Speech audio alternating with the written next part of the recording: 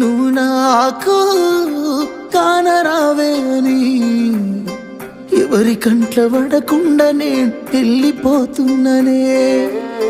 నువ్వు నాతో మాట్లాడలేవే అని ఎవరితో మాట్లాడకుండానే వెళ్ళిపోతున్ననే.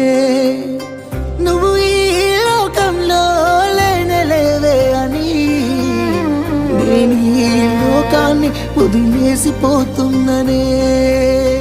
నువ్వు పువ్వులు అల్లుకొని పోతున్నవే అత్తగారింటికి, నే పువ్వులు జల్లుకొని పోతున్ననే కాలే కాటికి.